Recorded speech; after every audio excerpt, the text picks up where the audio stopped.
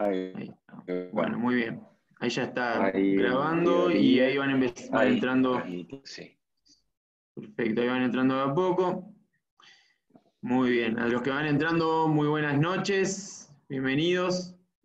Vamos a tener unos 2-3 minutos hasta que termine de entrar toda la gente. Así que mientras tanto, vamos a ir presentando al doctor Juan Carlos Ibáñez, que bueno, que hoy nos va a dar un webinar dentro de estos webinars que estamos llamando Expert Sessions.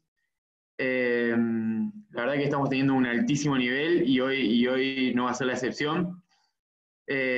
Así que bueno, mientras tanto voy presentando, para los que no lo conocen, al doctor Juan Carlos Ibáñez, que es odontólogo de la UNC. Él desarrolla su práctica en Córdoba, también es doctor en odontología, es director de la carrera de especialización en implantología del Círculo Odontológico de Córdoba, que está en conjugación con la Facultad de Medicina de la Universidad Católica de Córdoba.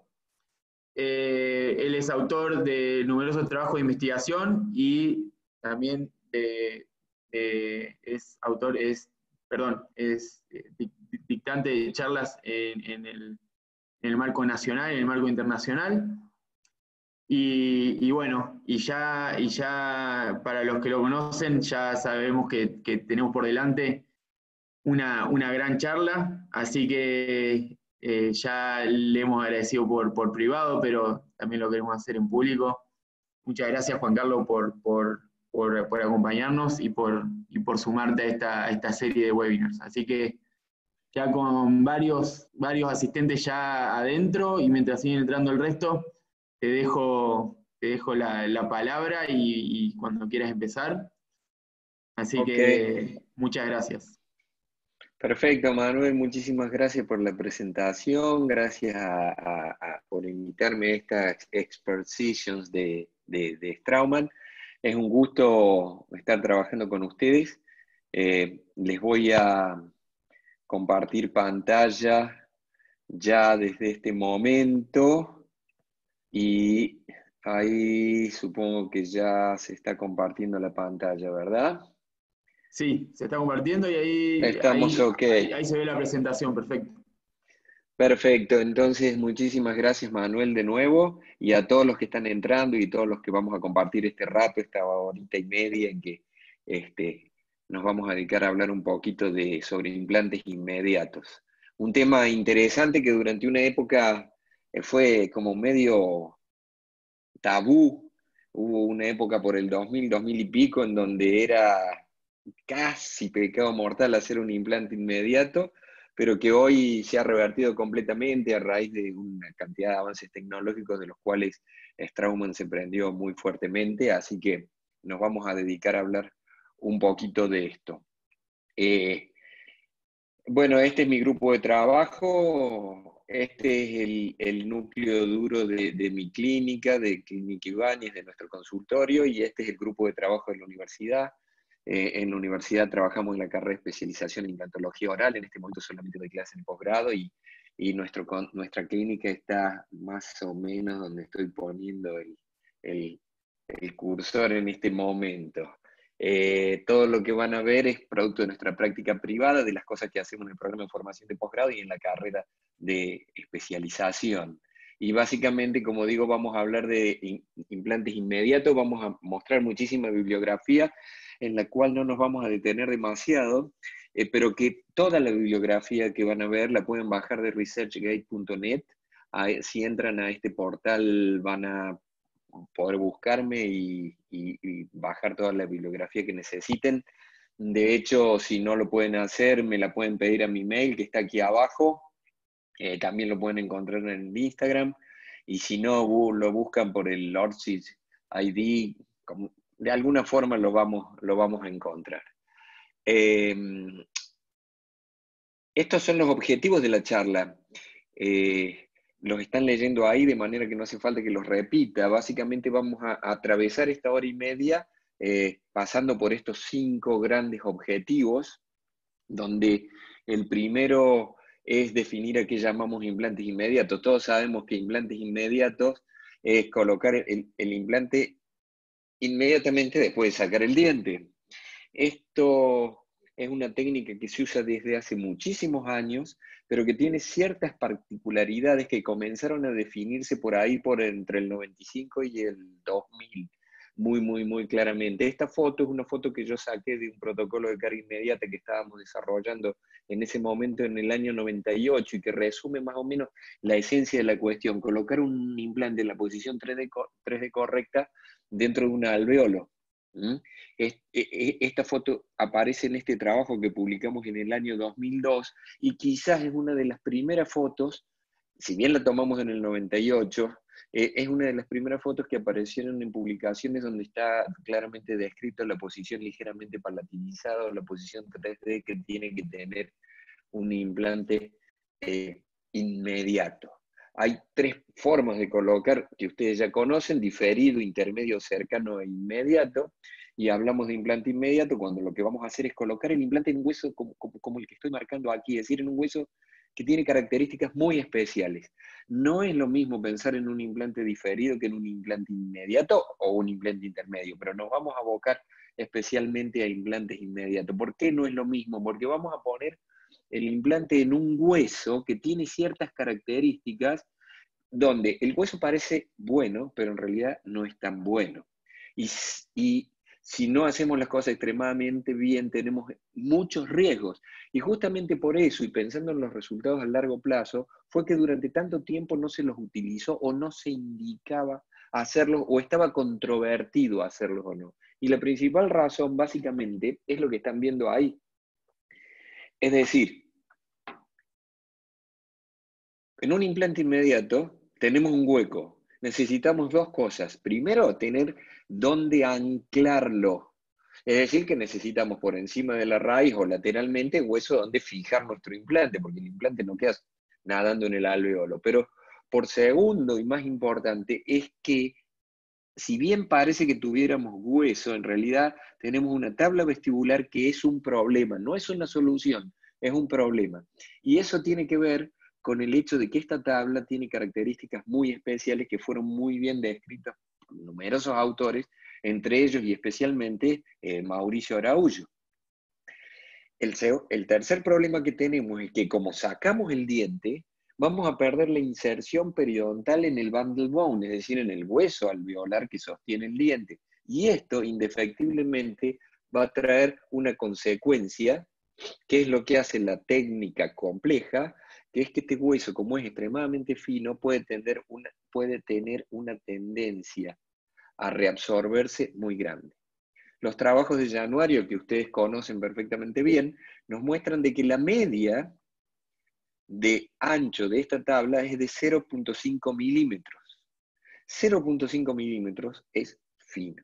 Si bien hay pacientes que tienen hueso más grueso, la mayoría tiene 0.5 milímetros, y esto es un hueso muy fino. Pero además, dentro de estos 0.5 hay 0.2 a 0.4, como mostró Mauricio en el ITI World Tour del 2017. De esos 0.5 hay 0.2 a 0.4 que corresponden al bundle bone. Y ese bundle bone o hueso de inserción periodontal se va a reabsorber por hipofunción después que saquemos el diente. Por tanto, si yo tengo 0.5 y se me van a reabsorber 0.2 o 0.4, no me queda nada. Y ese es el problema. ¿De qué? Vamos a colocar un implante en un hueso de estas características que lo vemos como muy bueno, pero que en realidad es muy malo, porque en los siguientes 3 meses va a pasar de esta forma a esta forma indefectiblemente. Y esto lo demostró el mismo Mauricio, es decir, a ver, lo primero que él demostró en esa serie de trabajos del 2005-2006 que presentó fue que sacamos el diente, indefectiblemente se pierde la tabla vestibular. No importa si le ponemos un implante o no. Y es más, demostró claramente que si le poníamos un implante, no es el implante el que sostiene al hueso en posición, sino que aunque pongamos un implante, este hueso se va a reabsorber. Y entonces nosotros tenemos una situación como esta: sacamos el diente, el hueso es terriblemente fino, se va a reabsorber. Y si le pongo un implante, el hueso va a seguir siendo terriblemente fino e indefectiblemente, aunque esté el implante, se va a reabsorber. Y nos va a quedar un hueso así. ¿Y esto qué significa? Que si no tenemos una serie de cuidados especiales, que son los que vamos a describir durante la charla, vamos a tener recesión. El problema de los implantes inmediatos en el sector anterior fue que no estaba bien establecido cómo controlar la recesión. Y entonces los casos empezaban bien y después de 3 meses, 6 meses, 1 año, 2 o 3, terminaban como están viendo en esta diapositiva, con recesión. Y la recesión, entonces, es un verdadero problema. Y entonces hay que llamar a Houston para que lo resuelva. En realidad, ¿esto qué significa? Que inserción inmediata es una técnica sensible, con todo lo que significa sensible. Es una técnica que no se puede hacer de cualquier manera, que parece sencilla, pero que tiene una serie de protocolos que deben ser seguidos extremadamente, con extremo detalle, para no tener recesión. ¿Cuáles son los procedimientos para poder mantener entonces las cosas en su lugar y que terminemos bien? Hay procedimientos quirúrgicos y procedimientos protésicos. Arranquemos con los primeros, con los procedimientos quirúrgicos. Nosotros sabemos que hay varias cosas que tenemos que tener en cuenta cuando colocamos un implante post-exodoncia. Y las vamos a ejemplificar en un caso que tiene 20 años de realizado, pero que sienta las bases de todo lo que es colocación inmediata. Fíjense este caso, la paciente es una paciente joven, pierde el lateral desgraciadamente no se puede salvar, solo nos queda 5 milímetros de raíz, no es suficiente para tener un perno y una corona, sacamos el diente con una extracción lo más atraumática posible, y pensamos en colocar un implante. En ese momento buscamos un implante extremadamente fino. Año 2000, lo más delgado que teníamos es 3.4 milímetros de plataforma, y lo que hicimos fue colocarlo en la posición 3D correcta, que significa ligeramente palatinizado y adecuadamente separado de todo el hueso de alrededor, como ya vamos a definir. Le colocamos un perno de titanio en el mismo momento de la inserción inmediata y generamos un protocolo también de carga inmediata simultánea no funcional. Colocamos un provisorio y el paciente salió de la cirugía con un provisorio como el que están viendo. Colocamos el implante ligeramente hacia palatino, 2 milímetros separado de la tabla vestibular, tratando de reducir la plataforma lo más posible. No había platform switching en ese momento, pero sí pusimos un implante lo más delgado posible. Colocamos arriba un perno lo más recto posible, rellenamos con hueso autólogo el gap y pusimos un provisorio que solo se mete abajo de la encía 1 milímetro y que sostiene el contorno gingival. 2 semanas después, el caso estaba así. 2 meses después los tejidos están bien. 2 meses después el implante ya estaba integrado y hay cierta estabilidad de los tejidos blandos y por tanto sacamos el provisorio y tomamos impresiones sin cambiar el perno, basándonos en lo que mucho después dijo Inge Abrahamson con Thor Berglund. Ya mantuvimos la adherencia epitelial, colocamos una coronita de porcelana sobre metal, sobre un perno lo más recto posible de titanio, sin sacarlo, generando un estrechamiento gingival como el que están viendo en ese lugar. Hoy esto equivale a platform switching. El perno era un perno recto, que en realidad tenía un hombro, pero que el hombro no lo tuvimos en cuenta, sino que la corona adaptó en forma festoneada a la parte recta del hombro, de esa manera, de esa forma. Tomamos una impresión directa, colocando un hilo en ese lugar, y colocamos nuestra corona. Muy bonito. Adentro esto se ve así. Muy bien. Año 2000. En el 2001 estaba así. 12 meses más tarde vemos que los tejidos están estables. 3 años más tarde vemos que los tejidos están estables. 4 años más tarde los tejidos no solamente están estables, sino que han mejorado. 5 años más tarde siguen estables. 9 años más tarde siguen estables. 15 años más tarde siguen estables. Fíjense que están mejor los tejidos alrededor del implante que de los dientes vecinos. 16 años más tarde están extremadamente bien, tanto en ancho como en altura. Hoy haríamos esto con un perno absolutamente recto, con un estrechamiento gingival, y ya vienen los pernos de fábrica de esta manera. 17 años más tarde los tejidos siguen ahí, el ancho y el alto está conservado. 18 años más tarde, fíjense la retracción, porque es un biotipo fino, la retracción que hay en los dientes naturales, y cómo no hay absolutamente nada de retracción en el implante post-exodoncia. ¿Por qué? Porque por la posición 3D y por el manejo que hicimos protético y quirúrgico, se generó ahí un biotipo más grueso y por tanto mucho más estable alrededor de un estrechamiento gingival. Y esta es la radiografía 18 años más tarde, donde nosotros tenemos el hueso estabilizado por encima del borde del implante sobre el abutment. Esto fue el año 2000 y esto es 18 años más tarde. Este conjunto de cosas que vamos a ir describiendo a lo largo de la conferencia son las que nos permiten tener estabilidad y no tener recesión, que fue lo que durante muchos años contraindicaba la colocación de implantes post-exodoncia. Estas son las bases también de lo que hoy está muy de moda y que es la técnica BOPT. Un ejemplo para arrancar y motivar la conversación.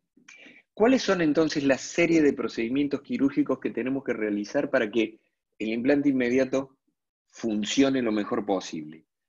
Exodoncia traumática.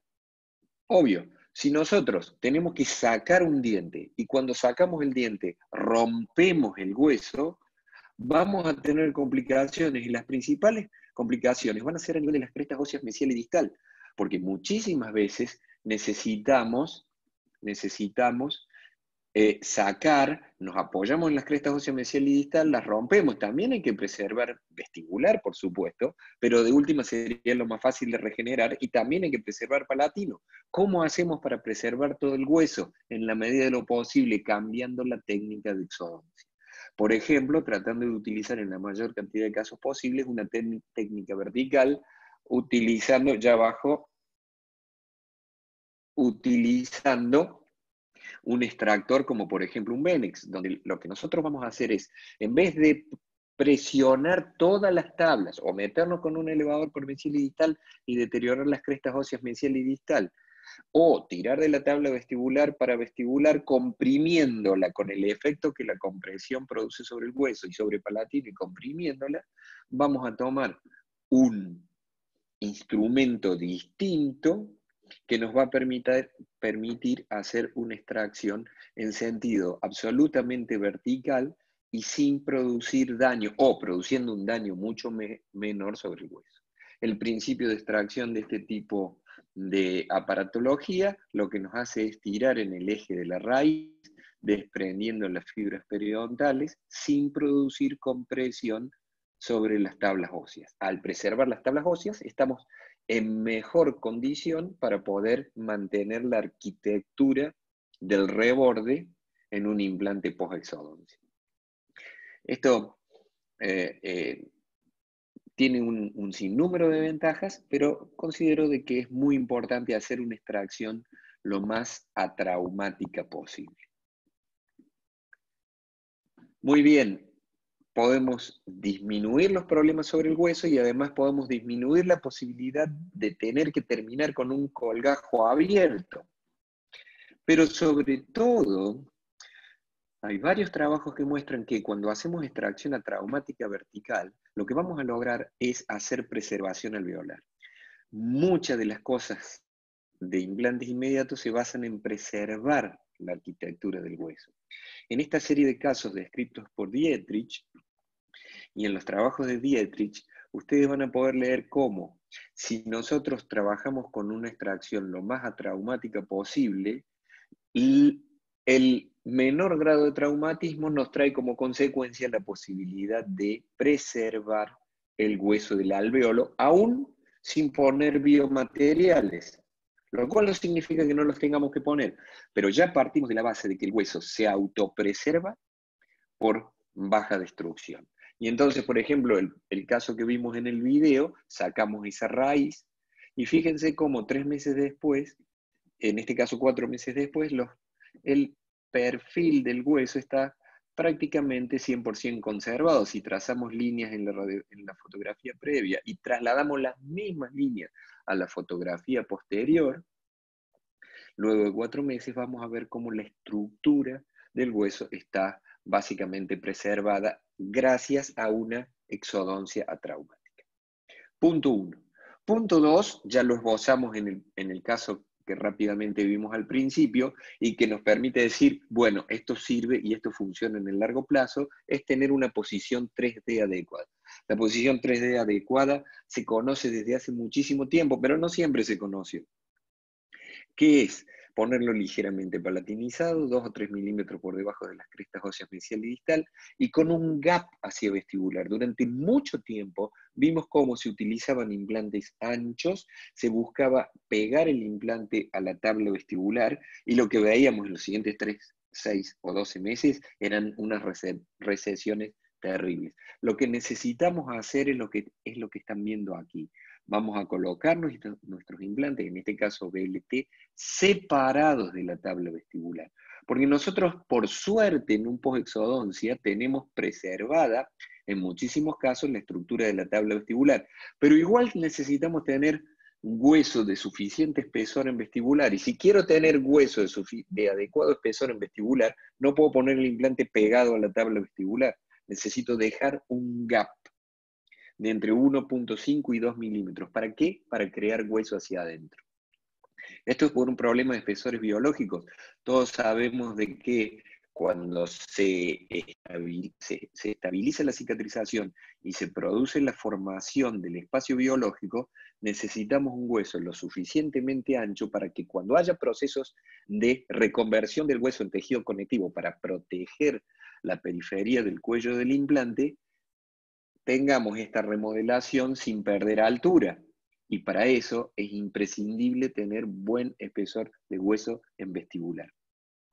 ¿Qué significa? Que yo en esta zona necesito dar espesor hacia vestibular, pero en esta zona que vestibular está correcto, yo necesito dar espesor hacia adentro. Pero no puedo dar espesor hacia adentro si no dejo un espacio, y esto es posición 3D del implante. De manera tal de que en estas zonas voy a generar hueso hacia adentro y para eso necesito espacio, mientras que en esta zona voy a necesitar generar hueso hacia afuera. Y esto significa regenero hacia vestibular donde me falta espesor hacia vestibular, pero regenero hacia el implante dejando un espacio en las zonas donde tengo vestibular estable. Esto me va a permitir terminar con 1.5 a 2 milímetros de hueso hacia vestibular en los implantes inmediatos. Este esquemita lo presentamos por primera vez en el año 98 y era justamente eso, es el esquemita de aquella época con el software y el hardware del año 98, donde lo que postulábamos y que es lo que utilizamos permanentemente y se utiliza en todo el mundo, es apoyarnos en la tabla vestibular, hacer nuestra trepanación ligeramente palatinizados dentro del alveolo, pero ligeramente hacia palatino, y poner un implante que deje un espacio con la tabla vestibular. Y por tanto, que sea de un diámetro reducido para poder dejar este espacio y que esté ubicado ligeramente hacia palatino, de suerte tal de poder tener espesor suficiente para que cuando se estabilice el espacio biológico no se pierda a altura de la cresta o se mantenga la arquitectura gingival. Esto lo podemos ver en varias publicaciones de hace 20 años, claramente descrito en nuestros trabajos. Por suerte, conversando con algunos investigadores, vimos de que esto no era una cuestión solamente clínica, sino que cuando se hacían trabajos histológicos y veíamos que se utilizaban implantes más delgados y se dejaba un espacio donde se ponía un material de relleno, podíamos obtener un buen espesor de tejido en vestibular. Y entonces, si nosotros a nuestro esquema basado en la clínica de hace 22 años le superponemos la histología, por ejemplo, de José Luis Calvo, en un trabajo que hizo en el 2009 sobre melatonina, vamos a ver de que esta es la razón por la cual, al poner el implante ligeramente palatinizado, vamos a poder preservar mejor el hueso. Pero por suerte, investigadores muy importantes como Favero con Daniele Botticelli y Niklaus Lang lo mostraron también en este trabajo donde el grupo de Lang se dedica a ver cómo hacer para obtener preservación del hueso vestibular en colocación de implantes inmediatos. Uno de los elementos que ellos estudian es colocar el implante en una posición lingualizada dentro del alveolo, lo que les estaba mostrando, de esa manera, y lo que ellos ven como conclusiones del estudio fue que si nosotros tenemos el cuerpo del implante ligeramente hacia el lingual o el implante inclinado ligeramente hacia el lingual para dejar un gap en vestibular, un espacio en vestibular, esto va a favorecer el mantenimiento de la arquitectura gingival y ósea en vestibular. Por tanto, hoy hay comprobación histológica de diferentes autores de que es colocar el implante en la posición 3D correcta, sobre todo dejando un espacio adecuado en vestibular, es clave para preservar el alvéolo en colocación inmediata exodoncia. Una pregunta podría ser, bueno, pero ¿a cuánto hay que ponerlo de vestibular? La respuesta es mínimo 1.5 a 2 milímetros. Si consideramos de que para tener un hueso estable, este hueso tiene que tener 2 milímetros, y el hueso de la tabla vestibular mide 0,5, yo necesito tener un espacio de al menos 1.5, más el 0,5 serían los 2. Si lo dejo a 2, mejor. Si lo dejo a más es un problema, no necesariamente. Pero si lo dejo a menos, sí voy a tener menor posibilidad de obtener un hueso estable en vestibular. De manera de que la cifra del gap debería ser 1.5 a 2 milímetros. Y entonces cuando nosotros planificamos los casos, cuando nosotros empezamos a pensar, por cierto que siempre hay que empezar a pensar en la prótesis, es decir, recuerden que la colocación de un implante es absolutamente protéticamente dependiente. Protéticamente dependiente. Por tanto, yo no puedo planificar la colocación de un implante si no sé dónde van los dientes. Pero luego de que sé dónde van los dientes, yo debo planificar mi implante en la posición 3D correcta, dejando suficiente espacio entre el borde del implante y el hueso o tabla vestibular. Si la tenemos, podemos medir perfectamente bien. Y si no la tenemos, tenemos que calcular dónde la vamos a regenerar, pero para poder regenerar cualquier hueso en cualquier lugar, lo primero que hace falta es tener el espacio suficiente. Y si no tenemos el espacio suficiente, nunca vamos a poder tener un hueso del espesor adecuado. De manera de que la posición 3D es absolutamente imprescindible. Básicamente yo necesito no solamente pensar en términos vestíbulo-palatinos, sino también en términos mesiodistales, y por tanto necesito 1.5 a 2 milímetros con relación a los dientes vecinos. Y además de eso necesito también ver la profundidad del implante, y entonces siempre vamos a tener que tener un implante bien ubicado en los 3 planos del espacio. La referencia clínica es que el eje largo de este implante debería salir aproximadamente en el tercio medio de la cara, de la futura cara palatina de nuestra restauración, o máximo a nivel del borde incisal. Si nos inclinamos más, tenemos más dificultades protéticas y menos posibilidades de tener el espacio suficiente. Entonces, más o menos la idea sería esta. Se pueden ver muy bien en las programaciones, en nuestras tomografías, con diferentes tipos de software. Esta sería la posición 3D que debería tener un implante en relación a nuestra prótesis, que es la guía. Y siempre ubicado 2 o 3 milímetros por debajo de las crestas óseas mesial y distal, más cerca de 3 en los fenotipos delgados, más cerca de 2 en los fenotipos gruesos, porque esto va a depender del festoneado. Hay varios trabajos que muestran que si sumergimos un poquito más el implante, vamos a ayudar a preservar el hueso, pero fundamentalmente necesitamos tener suficiente lugar para hacer nuestra transición, es decir, para ir desde el borde del implante hasta nuestra restauración en una transición que nos permita hacer un perfil de emergencia correcto. Entonces, en este esquema pueden ver aproximadamente cuáles serían las distancias para con el hueso o para con los dientes vecinos y en términos también de profundidad de una manera muy gráfica.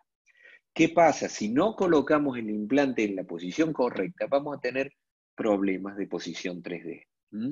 Un ejemplo de ubicación 3D correcta, la señora es bruxómana, hipotiroidea, fractura un central, pierde el central, hacemos una extracción atraumática, la tabla vestibular está conservada y vamos a hacer una secuencia de trepanación adecuada a la densidad del hueso. Este es un BLT que colocamos en este central, tuvo un torque de inserción de 60 y un ISQ de 70, lo cual nos permitió pensar en un procedimiento de carga inmediata. La posición 3D es la adecuada. Este gap lo vamos a rellenar con un biomaterial. En aquel momento, este caso ya tiene 10 años, ya van a ver los controles a distancia. Utilizamos un perno de circonia preformado. Hoy utilizamos en la mayoría de los casos tecnología CAD-CAM, pero en este caso utilizamos un perno de circonia que tiene un muy buen perfil de emergencia, lo festoneamos, lo tallamos antes de colocar, tomamos bone ceramic mezclado con hueso autólogo, lo colocamos en el gap, generamos un provisorio que vamos a cementar en este caso, y el paciente sale de la cirugía de la manera en que están viendo. El provisorio se termina fuera de la boca y el paciente entonces ahora tiene un implante post-exodoncia y los tejidos sostenidos por el biomaterial y por el provisorio, con una buena transición. Este es entonces el día de la colocación, esta es la transición que logramos. Al tener un perno de circonia vamos a poder tener tejido de integración desde el primer momento, 45 días más tarde tenemos esto, 60 días más tarde retiramos el provisorio, tomamos impresiones directas sin sacar para nada el perno de circonia porque ya tenemos tejido de integración a la pared del perno, tenemos mantenida la altura y el ancho. Fíjense que ni siquiera se han metabolizado en todo las partículas del bone ceramic, pero esto no es un problema porque va a continuar. Colocamos nuestra corona definitiva de circonia, porcelana sobre circonia también, y este termina siendo el resultado final de nuestro BL, antes dije BLT, BL, de nuestro BL. Un año más tarde tenemos esto, el paciente no se está cepillando tan bien, lo retamos y vamos para adelante.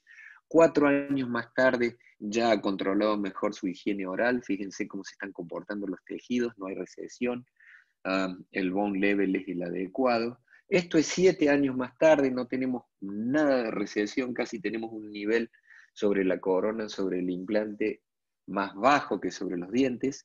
Tenemos creping de las papilas, tenemos un buen aspecto gingival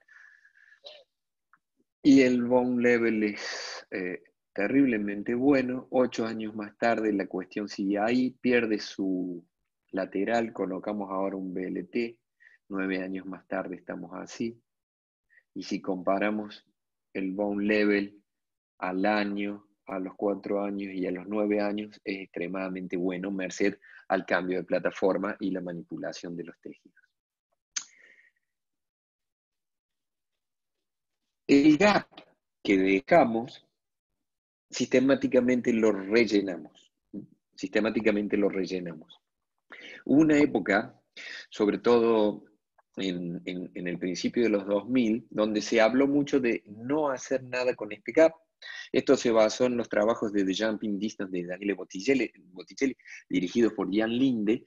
En este trabajo ellos vieron de que hay una regeneración espontánea alrededor de un implante si la distancia que hay desde el hueso al borde del implante no supera los 1.25 milímetros. Esto 1.25 fue llamada de jumping distance. Si el defecto no tiene más de 1.25 milímetros y más de 5 milímetros de profundidad, el hueso se va, mostraron los estudios de Botticelli, se va a regenerar espontáneamente, y ellos vieron en las histologías de que había regeneración espontánea del hueso. A partir de este trabajo muchos dijeron, no, entonces no hace falta rellenar con nada. Pero ¿qué pasa? Después vinieron otros trabajos que mostraron que si la distancia era más grande, había invaginación de tejido conectivo. O si la profundidad era mayor, había invaginación de tejido conectivo.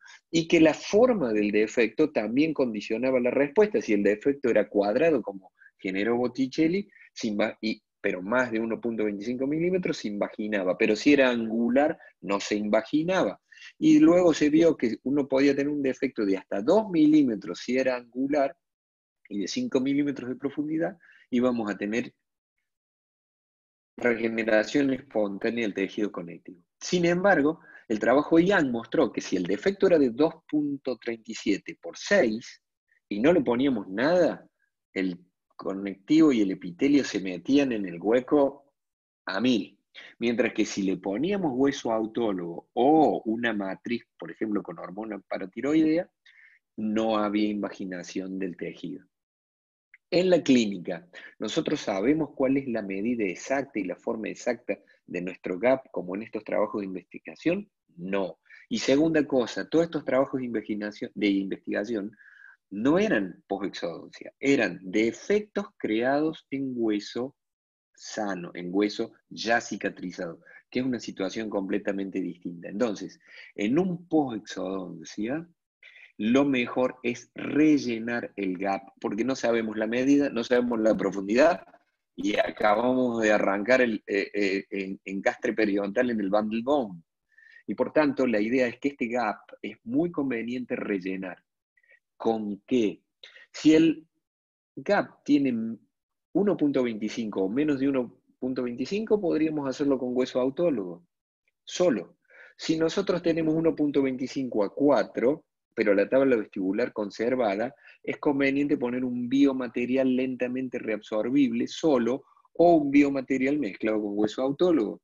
Pero si tenemos más de 4 milímetros o nos falta la pared vestibular, de hecho tenemos que hacer una regeneración ósea guiada y combinar una inserción inmediata con un protocolo de regeneración ósea guiada, que significa usar también una barrera.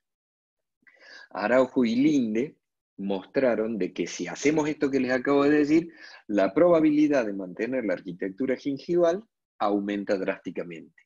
Y cuando comparamos el estudio de Araujo y Linde del año 2011, colocando un biomaterial y dejando un gap y colocando un implante ligeramente palatinizado, con los estudios previos 2005-2006 de Araujo, vemos de que cuando no hacemos nada y ponemos un implante demasiado ancho, el hueso vestibular se va a perder. Ahora, si yo coloco un implante más delgado, ligeramente lingualizado, y aquí coloco un biomaterial, la arquitectura gingival se va a conservar.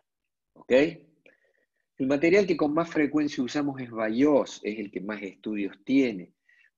Es una hidroxiapatita natural macroporosa. Pueden leer en ResearchGate los trabajos que hemos realizado sobre preservación alveolar con Bayós, sobre la calidad de hueso que se encuentra con Bayós, pero podríamos utilizar, como vimos en el caso anterior, un material artificial como el Bone Ceramic de Straumann, o podríamos usar una hidroxiapatita natural macroporosa de origen bovino de otra marca muy eficiente como es el Cerabond de Botis. El efecto es similar. Entonces, sistemáticamente, si nosotros tenemos un gap, lo rellenamos. De nuevo, pierde el central.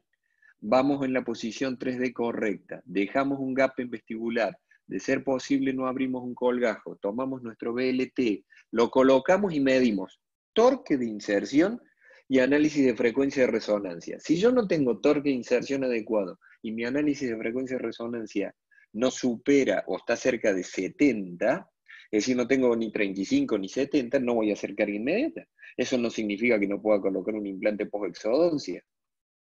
Lo que no puedo hacer carga inmediata, en este caso, como el torque de inserción fue inferior a 70, el torque de inserción fue inferior a 35 y el ISQ fue inferior a 70, colocamos una tapa de cicatrización, tomamos bone ceramic, lo mezclamos con hueso autólogo, rellenamos el gap y luego para cerrar este gap, tomamos un injerto conectivo epitelial libre de palatino del diente vecino en forma semilunar y lo colocamos cerrando el gap para no perder el material. El paciente en este caso sale con un provisorio adhesivo, de la forma que están viendo en la radiografía y la forma que están viendo en la clínica. 15 días después esto está así. 2 meses después la altura y el ancho están conservadas, tomamos impresiones. 2 meses y medio después estamos colocando nuestro provisorio, al cual aquí le hacemos un pequeño estrechamiento para que el tejido tienda a venir hacia abajo. Tomamos impresiones para nuestro definitivo. Y en este caso vamos a ir con una restauración CAD-CAM sobre un VarioBase, es decir, un T-Base de Straumann. En este caso estamos trabajando con CEREC, es un caso ya que también tiene su tiempo. A ver, de acuerdo al moderador, estoy viendo un par de preguntas. Me dijeron que las preguntas las íbamos a responder sobre el final, pero sí, Manuel... Bueno, es muy sencilla. Hola, ¿Cuál es el torque apropiado para hacer carga inmediata? Se le respondo ya. El torque apropiado para hacer carga inmediata, de acuerdo a nuestros trabajos de investigación, es 35 newtons o más de torque de inserción. Y si lo medimos con ISQ, para restauraciones individuales, 70 o más de ISQ. En este caso no los teníamos y por tanto fuimos un protocolo diferido. Tomamos impresiones. Hicimos una restauración CAD-CAM en circonia, donde estratificamos vestibular. Toda la transición va a ser en circonia personalizada. Le vamos a dar circonia pulida a los tejidos y vamos a estratificar solo en vestibular. Estratifiqué la circonia con cerámica para circonia, de la manera que están viendo. Luego cementamos nuestro VarioBase. Y entonces yo tengo una zona, en esta parte que voy a pulir con goma y luego de contaminar para que haya tejido de integración todo alrededor del implante y solo una zona donde voy a estratificar. De esta manera, y ahora coloco la restauración. Entonces puedo obtener a través de el biomaterial tejido de integración a nivel de la transición, es decir, entre el espacio crítico y el espacio subcrítico. Esto es la imagen radiográfica, el diente recién colocado, 1 año más tarde está así, 5 años más tarde está así, tenemos un buen nivel gingival, alto y ancho están conservados. A nivel del bone level tenemos un poquitito de pérdida ósea de este lado, aquí está perfecto, aquí hay una leve pérdida de hueso a 5 años, probablemente producto de esto que están viendo en este lugar. De este lado está muchísimo más perfecto, de aquí no tanto. Este hueso está 3 décimas más arriba que este, aunque el bone level sigue siendo bueno. ¿Ok? Hemos visto que en varios casos he trabajado flapless. ¿Es flapless necesario en inserción inmediata? No, no es imprescindible. Pero sí parece ser conveniente. Los trabajos de Blanco Núñez mostraron que si abrimos un colgajo o no lo abrimos, la modificación del nivel del hueso en vestibular y todo alrededor del implante varía en 0,5 milímetros. Es decir, que cuando no abrimos un colgajo, vamos a tener la posibilidad de mantener mejor el hueso alveolar. Este es un caso muy antiguo que no está hecho con platform switching, que no está hecho con Straumann, pero que es interesante en este sentido y que habla de todo esto que estamos diciendo.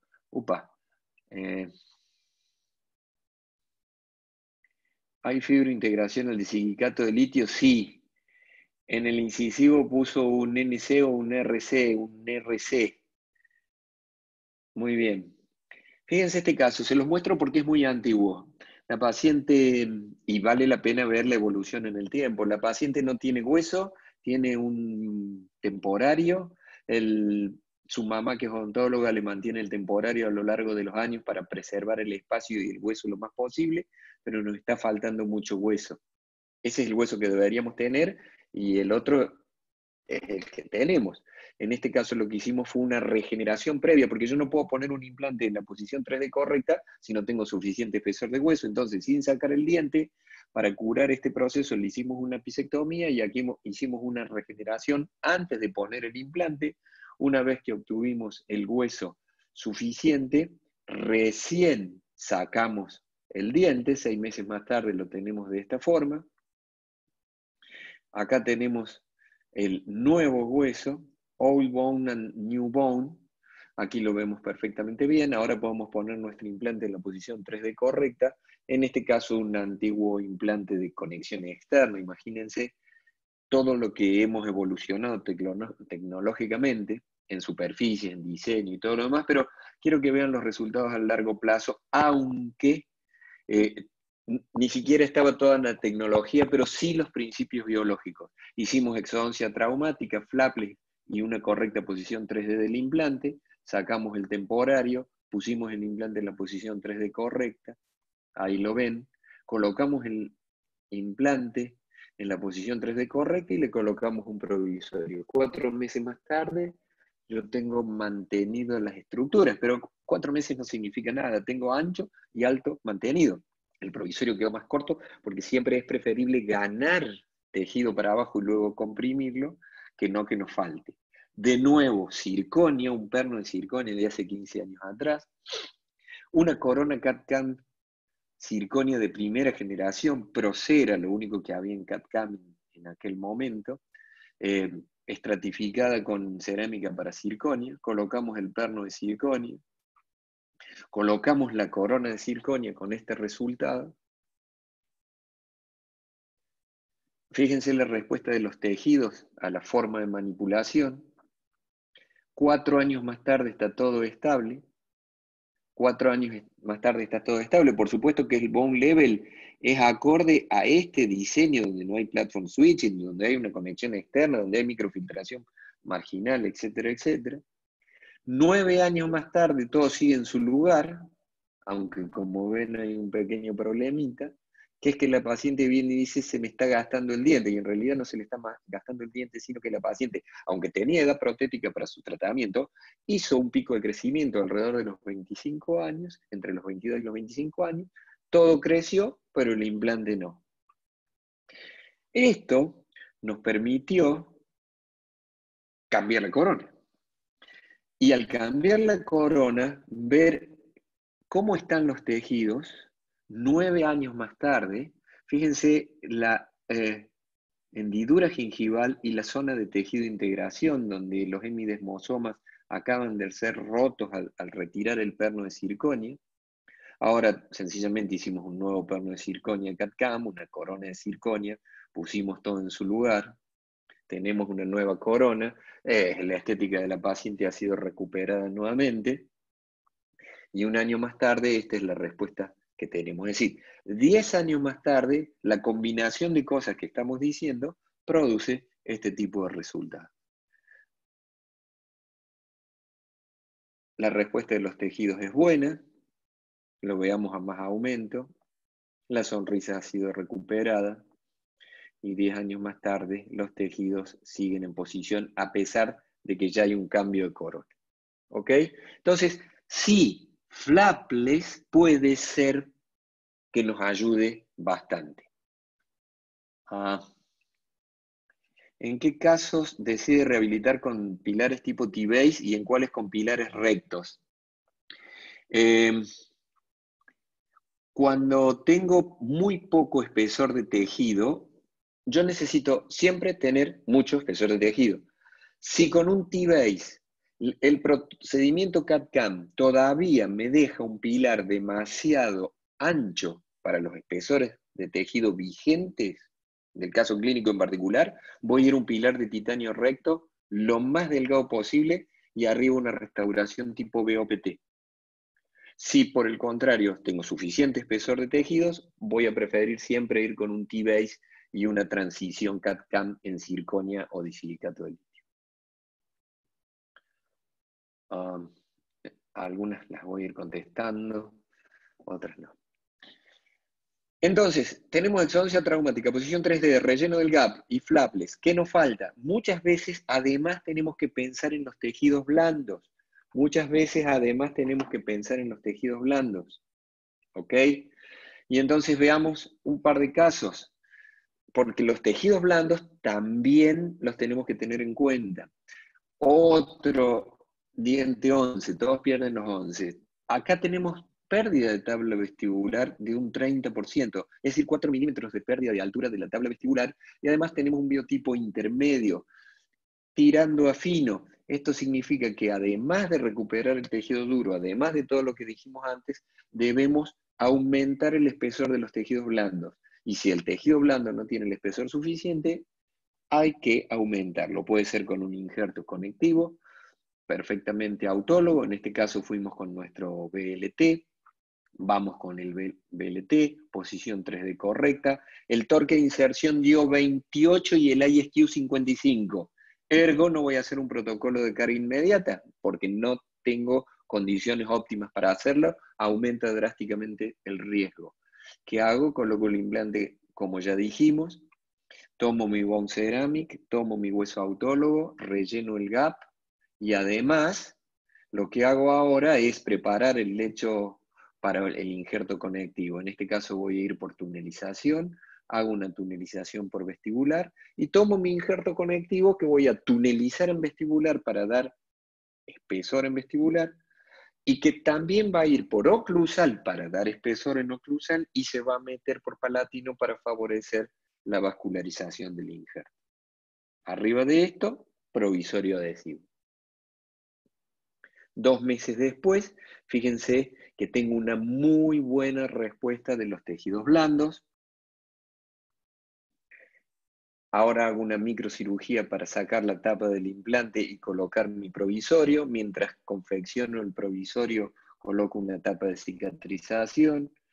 Hago un provisorio, en este caso analógico, utilizando un perno provisorio. Hago la transición fuera de la boca, haciendo una transición lo más estrecha posible, ligeramente cóncava en proximal y cóncavo convexa en vestibular.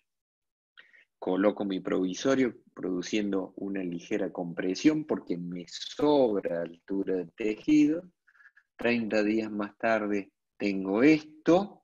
Fíjense que el provisorio es más delgado para dejar que las papilas se vengan. Me fijo cómo estamos con los frenillos. En este caso hacemos una frenectomía porque tenemos un frenillo que tiraba un poquito de la papila entre los dos centrales. Entonces voy al frenillo y hago una frenectomía, puede ser con láser o puede ser con electrobisturí, y entonces elimino el problema del frenillo. Espero 30 días más y tomo impresiones. Fíjense la muy buena altura de tejido que tengo y el muy buen ancho de tejido que tengo en ese lugar. Ahora voy a hacer un escaneo. Podemos escanear en forma intraoral o podemos escanear en forma extraoral. En este caso trabajamos extraoral, confeccionamos nuestro perno con una transición adecuada en circonia y arriba una corona de silicato de litio, todo en el mismo archivo. Preparamos nuestro pilar de circonia que infiltramos para tener un color de sustrato adecuado. Arriba Martín hizo una linda coronita IMAX apenas estratificada en vestibular a nivel del borde incisal.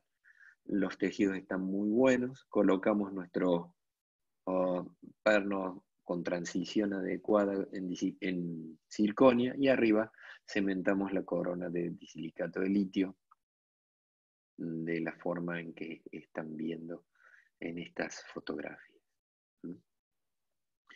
Muy bien. Perfecto. La restauración final, 3 años más tarde, todos los tejidos siguen en posición. ¿Ok? Entonces, necesitamos aumentar el espesor de tejidos cuando fuera necesario. Teniendo muy en cuenta los fenotipos. Los fenotipos gruesos a veces no requieren un aumento de tejido porque ya el tejido está grueso, pero en los fenotipos delgados o intermedios sí necesitamos hacer injerto de tejidos. Y yo diría que en un 70-75% de los casos se impone el aumento del espesor de tejidos gingivales. A ver, entonces, todos estos puntos son los que nos llevan a realizar una cirugía de inserción de implantes inmediatos de una determinada manera. ¿Cuál es la manera en que lo hacemos habitualmente? Lo vamos a ver en el caso que estoy poniendo a continuación. Este paciente requiere 2 implantes inmediatos, uno sobre hueso nativo, y básicamente está perdiendo dientes porque tiene un puente muy destruido, toda su boca está muy destruida. Como ven, hay que inactivar focos infecciosos, hacer terapia periodontal básica y después tratamiento periodontal. Hacemos toda la rutina de fotografías. En este caso, sacamos el puente de inmediato porque se le estaba cayendo todo el tiempo y preparamos muy rápidamente, manteniendo las raíces para luego hacer un post-exodoncia. Un puente provisorio, hicimos un escaneo rápido en el mismo momento prácticamente de la primera consulta para hacer un nuevo puente provisorio, un escaneo intraoral con Treeshape, diseñamos nuestros nuevos provisorios y colocamos unos provisorios para empezar con la terapia periodontal básica y preparar la boca para la cirugía de inserción de implantes inmediatos. Mientras tanto, hicimos todo el protocolo fotográfico porque sabemos de que hoy los implantes vamos a tener que colocarlos no solamente en forma protéticamente guiada, sino facialmente guiada. Y entonces básicamente lo que vamos a hacer es superponer nuestro escaneo intraoral a las fotografías, poder entonces ver el diseño de los dientes mirando también la cara, probar los dientes en función de la línea de la sonrisa, observar cómo están nuestros planos de oclusión en función de los dientes, etcétera, etcétera. Y luego vamos a poder entonces hacer nuestro protocolo de planificación digital, que es lo que normalmente hacemos. En este caso estamos trabajando con Implant Studio, estamos aplicando en la colocación virtual de los implantes todos los conceptos que estuvimos enunciando. Porque en realidad la tecnología digital va de la mano de alguien que hace todos los diseños, no se hace sola. Y en todo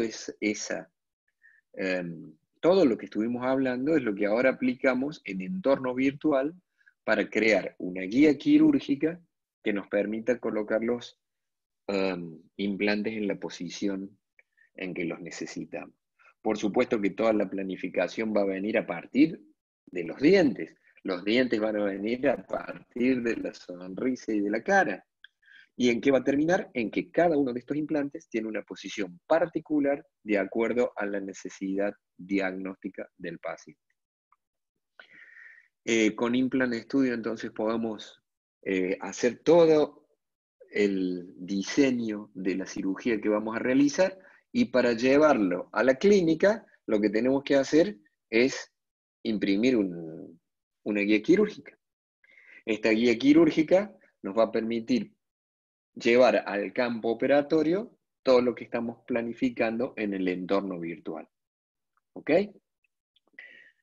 Entonces, vamos a obtener una guía quirúrgica, le vamos a poner las anillas, cada sistema tiene sus anillas, en este caso estamos usando la caja de cirugía guiada de Straumann para BLT, porque vamos a trabajar con BLT en este caso en particular, y vamos a ver una típica cirugía guiada donde vamos a aplicar los conceptos de los que acabamos de hablar. ¿Cómo comienza? Extrayendo en forma traumática. Tomo mis fresas, voy a las raíces, les coloco el perno de sujeción del Venex, me apoyo sobre los dientes existentes y voy a tratar de extraer las raíces sin dañar el hueso en todos los planos del espacio. Que en este caso es sumamente importante porque hay una cosa muy clara que es no dañar la cresta interdentaria. Ahí sale la primera, ahora vamos a ir con la segunda.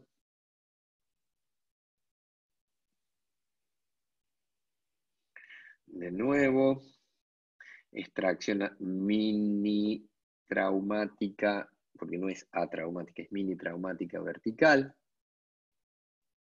Y esto ya empieza bien, porque conservamos el hueso proximal, conservamos el hueso palatino y conservamos el hueso vestibular. El hueso vestibular está prácticamente intacto. El hueso proximal está prácticamente intacto. Vamos a curetear para sacar todo lo que sea infección. En este caso, en uno de los dientes había una pequeña infección. Una vez que tenemos el lecho donde vamos a instalar nuestros implantes, antes de empezar a trabajar con nuestra guía quirúrgica, vamos a tomar un injerto. Normalmente tomamos tejido fibroso que tiende a expandirse una vez colocado de la zona fibrosa del paladar y preferentemente de la zona de tuberosidad. En este caso sacamos un buen taco de tuberosidad que vamos a poder partir en dos, desepitalizándolo fuera de la boca para hacer nuestro injerto, porque necesitamos volumen de tejidos blandos en esta zona. Y ahora vamos a colocar los implantes con nuestra guía quirúrgica. Donde el implante va en hueso nativo, vamos a utilizar un punch para eliminar el tejido blando. Donde nuestros implantes son post-exodoncia, vamos a trabajar con la guía quirúrgica, una guía quirúrgica de precisión para hacer la trepanación. Y ahora, sencillamente vamos de una sin ningún problema, porque ya nos olvidamos de cuidar los detalles intraquirúrgicos de posición 3D, porque ya tuvimos ese tiempo en la planificación virtual.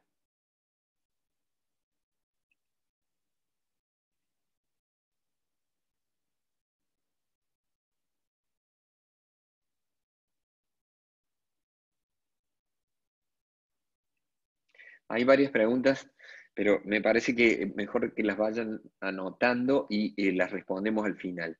Fíjense este detalle, vamos a colocar el material de relleno del gap antes de poner el implante. Uno, porque necesitamos colocar bastante material en apical en la zona del 22. Y dos, porque como aquí los gaps no son demasiado grandes, podríamos tener cierta dificultad para poner el biomaterial en las zonas más profundas. Lo que hace que si nosotros colocamos parte del biomaterial antes de colocar el implante, como dice Palachi, por ejemplo, vamos a tener más seguridad de que el gap haya quedado adecuadamente relleno. En este caso, vamos a necesitar dar volumen hacia vestibular, porque las raíces estaban ligeramente hacia lingual, pero este volumen lo vamos a dar manteniendo la cresta por un lado, pero con tejido blando por el otro. Y ahora podemos ir con los adaptadores de guiado, o en este caso donde tenemos que ir bastante profundo porque tenemos que pensar en los definitivos y no en el nivel gingival actual, directamente sacando la guía quirúrgica. En esta zona no hicimos ningún injerto porque el tejido tiene características adecuadas.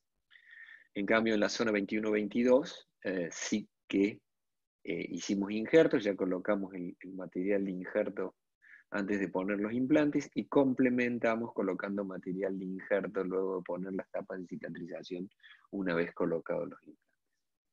De suerte tal de que todos los conceptos quirúrgicos que estuvimos hablando los vamos a llevar a la práctica, a través de nuestra guía quirúrgica de precisión.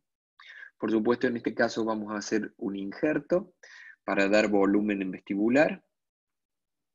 En este caso vamos a hacer una mezcla de microcolgajo con tunelización. Queremos aumentar un poquito el volumen de la papila, por lo cual vamos a despegar la papila, en este caso en particular, no vamos a tunelizar la papila, sino que vamos a despegarla. Utilizando una hoja de microbisturí SM69 iniciamos el procedimiento y con nuestros instrumentos de tunelización lo culminamos. En este caso, la decisión de tunelización es porque el nivel gingival es bueno en términos ápico-oclusales. Vamos con nuestro injerto y vamos a fijar nuestro injerto en posición. En la zona 21 no necesitamos hacer muchas más cosas. En la zona 22 sí vamos a cubrir porque necesitamos tratar de aumentar vertical. Entonces, esta es una típica cirugía guiada, donde todos los elementos teóricos que vinimos diciendo se llevan a la práctica con una planificación virtual y una guía de precisión. Ok, una vez que terminemos los implantes van a quedar de esa manera y en este caso hemos preparado un provisorio que aquí podemos ver el resultado a la semana y podemos ver la imagen tridimensional una vez colocados los provisorios con el efecto de la restauración facialmente guiada. Muy bien. Procedimientos quirúrgicos. Excelente. Tercero digo, ¿cuáles son los procedimientos protésicos para realizar esto? Ya hemos dicho mucho, así que en esta parte ya vamos a ir mucho más rápido. Pero para puntualizarlos, necesitamos una provisionalización adecuada para modelar los tejidos. No importa si es inserción inmediato diferida o carga inmediato diferida, necesitamos siempre un provisorio adecuado para modelar los tejidos. Preferentemente vamos a usar implantes de conexión interna que reduzcan los micromovimientos de la interfase. Por supuesto, vamos a tratar de usar siempre cambio de plataforma. Y vamos a tratar de utilizar un material y un diseño protético que sea tejido integrable, como hemos estado viendo. A ver si nos da el tiempo para ver esto. Pienso que sí. Provisionalización adecuada para modelar los tejidos. ¿Qué significa? Tener un adecuado diseño de la transición, que significa una transición lo más delgada posible, ligeramente cóncava en proximal y cóncavo convexo en vestibular. Lo veamos con este ejemplo. Tenemos una paciente con problemas periodontales, con recesión, donde vamos a colocar un implante post-exodoncia, vamos a hacer otra exodoncia en el momento de la cirugía y un implante que va a ser en hueso nativo. Básicamente, podemos ver muy rápidamente la cirugía y vamos a rescatar fundamentalmente la parte de los provisorios. En este caso vamos a trabajar sin abrir colgajo. Nuevamente vamos a ir a la tuberosidad. En este caso había un extremadamente buen tejido, espesor de tejido fibroso en la zona del reborde desdentado y la tuberosidad. De este trozo vamos a sacar todo el tejido conectivo que nos hace falta para hacer nuestros injertos. Y aquí vamos a sacar 3 trozos. Vamos a dividirlo en 3 trozos. 2 injertos conectivos puros para colocar por tunelización y el tercero vamos a desepitelizar en parte, pero no vamos a desepitelizar en otro sector para hacer un injerto mixto conectivo epitelial. En la zona donde el diente se había perdido hace tiempo, sencillamente vamos a hacer una micro incisión con punch. Vamos a tunelizar en los 3 lugares, porque ya está decidido de antemano de que necesitamos injerto de tejidos blandos en este caso. Aquí trabajamos todo con los tunelizadores, siempre por supuesto ustedes saben a espesor parcial, para tener una buena imbibición de nuestros injertos. Vamos a ir buscando la posición 3D de la que hablamos. Los implantes aquí van a quedar colocados en zona 11 y 21. Y en el 22 vamos a hacer una preservación de reborde con biomaterial e injerto conectivo epitelial. En este caso no trabajamos con una guía quirúrgica. Es ideal trabajar con cirugía guiada siempre. De hecho, si nuestro tejido óseo es extremadamente bueno y nuestra curva de aprendizaje nos lo permite, podríamos ir sin guiada, pero es muy, muy aconsejable ir con una guía. Se hace en un momento y no hay ninguna necesidad de ir sin guía. En este caso, BLT SLI Active, para hacer un protocolo de carga inmediata donde la curva de Rajavendra sea lo más corta posible.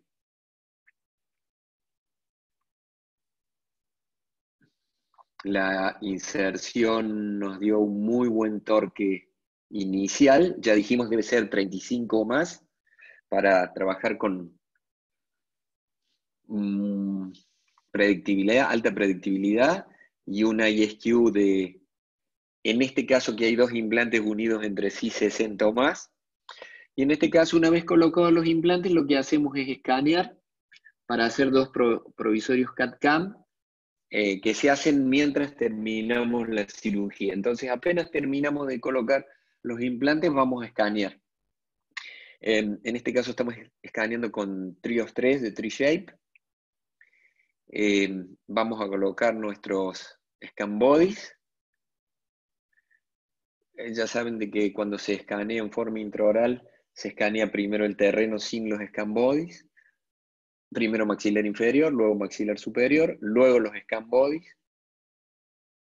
Y ahora mandamos la información para que se vayan haciendo los provisorios CAD-CAM mientras hacemos los procedimientos de preservación de reborde y de injertos conectivos. Estamos colocando aquí nuevamente, bueno, en este caso estamos utilizando BIOS. No recuerdo si BIOS o Cerebone, en este caso creo que es BIOS. Y vamos a hacer nuestros injertos conectivos. De nuevo vamos a ir con tunelización, en este caso en particular. Este es un injerto conectivo epitelial mixto, donde la parte conectiva pura va sumergida en el tejido, y la parte conectiva epitelial es la que va a dar volumen y queda ocluyendo el alvéolo, digamos, conteniendo el biomaterial. Mientras vamos haciendo estos procedimientos regenerativos a nivel de duros y de blandos, en nuestro laboratorio se está haciendo el provisorio CAD-CAM. Inmediatamente enviada la información con Dental Design, se diseña el provisorio y se pone a fresar, en nuestro caso con una Vilan híbrida de 5 ejes, de manera de que casi simultáneamente a cuando terminamos la cirugía, el provisorio está listo. El provisorio CAD-CAM de este puente está listo. Injerto conectivo epitelial mixto para el lateral, donde vamos a preservar el reborde. Injerto conectivo para dar volumen en la zona del 11. E injerto conectivo puro en la zona del 21 post-exodoncia. Aquí hay 3 ejemplos. Un alvéolo donde no pusimos implante y preservamos. Un implante que no es post-exodoncia en hueso nativo donde damos volumen. Y un implante post-exodoncia inmediato donde también damos volumen. Fíjense que estoy dejando como si fuera un poquitito de injerto conectivo, medio a 1 milímetro de injerto conectivo por fuera del margen gingival. Este volumen, esta porción del injerto, luego lo vamos a comprimir con el provisorio. De manera que el provisorio va a terminar de comprimir y dar volumen, impulsando este tejido hacia adentro y logrando un buen sellado de la zona y un tejido totalmente protegido. Ahora sacamos las tapas de cicatrización, ya tenemos nuestro provisorio CAD-CAM, y ahí están viendo en esa imagen todo lo que tiene que tener un provisorio, que es lo que dijimos antes. Provisorio atornillado sobre variobase. El paciente sale de la cirugía entonces con un provisorio que ya va a ayudar a la modelación del tejido.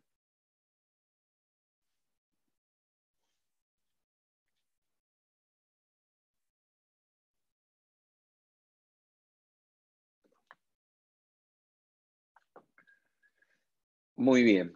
Ajustamos en el torque final y el paciente sale de la cirugía con su provisorio de esta manera. Los injertos, el provisorio, la compresión con los provisorios. Una semana más tarde está así. 2 semanas más tarde está así. Fíjense el volumen que vamos logrando. La transición. 3 meses más tarde, esto esté estable con un muy buen volumen, una muy buena altura, nos está sobrando un poquito de altura en relación a los dientes vecinos. Ahora preparamos todo lo que es cosmética del caso, algunas carillas en los dientes vecinos, un excelente volumen, una excelente altura en la zona de los injertos.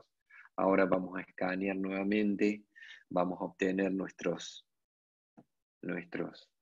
archivos, vamos a confeccionar todo lo que es carillas, puentes y coronas. En el caso también la parte de laboratorio la hizo Martín Ibáñez en MI Lab, y vamos con la restauración final, con todas las características que tiene que tener la restauración final, donde pasamos de esta situación a esta situación post-tratamiento.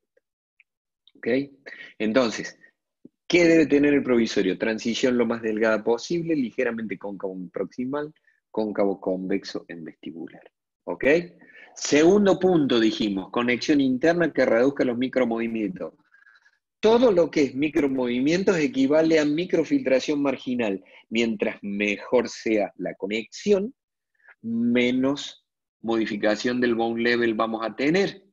Y entonces, tanto la conexión Signoca como la conexión CrossFit nos da un muy buen, como todas las conexiones cónicas, conomorphs en general, nos dan un muy buen sellado marginal que nos permite mantener mejor el bone level desde el punto de vista de la microfiltración marginal, no hay duda. Tercer punto, en la parte protética dijimos platform switching. Platform switching, permanentemente en el 99% de nuestros casos trabajamos con platform switching. ¿Por qué? Porque el cambio de plataforma ha demostrado que ayuda a la preservación del bone level y al mantenimiento del hueso. ¿Por qué? Porque elimina o disminuye los problemas de microfiltración marginal que tenían conexiones no tan eficientes, y nos permite que al medializar el infiltrado inflamatorio, el nivel de hueso se mantenga mejor a lo largo del tiempo. Y entonces, permanentemente nuestra decisión va a ser trabajar con platform switching, sobre todo en los sectores anteriores, para no solamente tener un tejido conectivo más denso, más estructurado y más firme alrededor del implante y el abutment, sino también para preservar el bone level, como hemos visto ya en varios casos. ¿Ok? Si vemos si vemos este caso, vamos a ver cómo vamos el tiempo. Sí, vamos bien. Si vemos este caso, en este caso también tenemos implantes inmediatos exodoncia ahora en maxilar inferior. Desgraciadamente todo esto se pierde. Prácticamente no tenemos ya inserción en el hueso. Hacemos exodoncia, tratamiento, terapia periodontal previa, por supuesto. Extraemos los dientes, seleccionamos 2 implantes de 3.3 milímetros BLT en este caso. Vamos con nuestra superficie SLI Active. Colocamos los implantes post-exodoncia, dejando implante alvéolo, implante alvéolo. En este lugar es donde teníamos mayor pérdida de hueso, en este caso vamos a hacer preservación de reborde, lo mismo que en este alvéolo. Y en estos dos alvéolos, que es donde teníamos el mejor hueso, vamos con los implantes. Torque de inserción adecuado, hay esquivo adecuado, doble control adecuado, carga inmediata con un póntico, injerto conectivo, injerto duro e injerto conectivo en la zona donde tenemos más recesión. El paciente sale de la cirugía con los implantes inmediatos de exodoncia. 2 meses después, la respuesta de los tejidos es muy buena. Ahora escaneamos, diseñamos, estas son coronas monolíticas de circonio maquilladas. En este caso, solamente maquillé. El diseño es totalmente CAD-CAM y son monolíticas de circonia translúcida. Sobre VarioBase tenemos la restauración final con cambio de plataforma. Cambio de plataforma nos ayuda a preservar el hueso de la cresta y a tener en esta zona un mesor de tejido conectivo. Pasamos de esta situación a esta situación, donde teníamos niveles gingivales enloquecidos y niveles de borde incisal también muy desparejos, a esta nueva situación y un buen perfil de emergencia para nuestra restauración final con buen espesor de tejido, entre otras cosas por la presencia de un cambio de plataforma. De manera que cambio de plataforma tiene múltiples ventajas, la están leyendo ahí, preservamos la cresta, disminuimos el espesor de hueso y la distancia interimplantaria, aumentamos espontáneamente el espesor del tejido conectivo, concentramos menos los esfuerzos sobre las crestas óseas y todo esto nos lleva a una menor modificación del bone level, incluso cuando vamos cambiando componentes. Y por último dijimos, necesitamos trabajar con materiales compatibles. Materiales compatibles. ¿Qué significa materiales compatibles? Que lo que le damos al tejido blando puede ser circonia, titanio o disilicato de litio. Tiene que ser un material donde el tejido pueda pegarse. Y esto es titanio y circonia preferentemente, y eventualmente disilicato de litio. Ya hay muchos trabajos que muestran de que hay también tejido de integración al disilicato de litio. Entonces, titanio, circonio o disilicato de litio. De esta manera nosotros vamos a conseguir tejido integración. Vamos a conseguir tejido integración. Aquí yo tengo implante póntico, implante póntico, implante póntico. Implante póntico, implante póntico, implante póntico. Es una restauración 100% circonia, donde en la transición tengo tejido de integración. Lo mismo sería, no tenemos tiempo de ver ese caso, pero lo mismo para este caso. Tengo un paciente de 78 años de edad que pierde este central. Saco el central, inmediato exodoncia, injerto, etcétera, etcétera, etcétera. Coloco un provisorio y luego mi corona tiene una transición en circonia. Aquí es una corona full circonia con una ligera estratificación del borde incisal sobre un VarioBase. Y de nuevo, ¿qué hago? Caracterizo toda esta zona, pero en esta parte voy a pulir con goma para dejar desde la línea de puntos para arriba circonia para tejido de integración. Si yo laseo esta parte, le saco a la circonia sus propiedades. Ya no tengo más circonia, tengo cerámica de recubrimiento en forma fluida. Pero yo necesito hacer una restauración donde esta parte puede ser pulida y luego glaseada, si necesitamos, pero de la línea de puntos para arriba, la transición en un material tejido integrable, en este caso circonia, que es lo que va a atravesar esta parte. El caso terminado es un paciente de edad avanzada, por tanto le voy a hacer un diente parecido a los dientes de él, no necesito hacer cosmética. Tengo cambio de plataforma, transición, etcétera, etcétera, etcétera, todo lo que estuvimos hablando. Un año más tarde los tejidos están estupendos porque se pueden integrar a la restauración atornillada, lo veamos a más aumento. 5 años más tarde, no solamente no tengo recesión, sino que el tejido está un poquito más abajo, casi 1 milímetro más abajo de donde comencé. porque se puede pegar, tiene espesor suficiente, etcétera, etcétera, etcétera. ¿Ok? Muy bien, entonces, necesito un material tejido integrable, y en ese sentido, la circonia es igual, por no decir mejor que el titanio. Por no decir mejor que el titanio. La circonia está aquí para quedarse, no tenemos tiempo ahora, pero tenemos mucha experiencia en implantes de circonia, y la verdad que la circonia está aquí para quedarse, y les voy a explicar por qué está aquí para quedarse.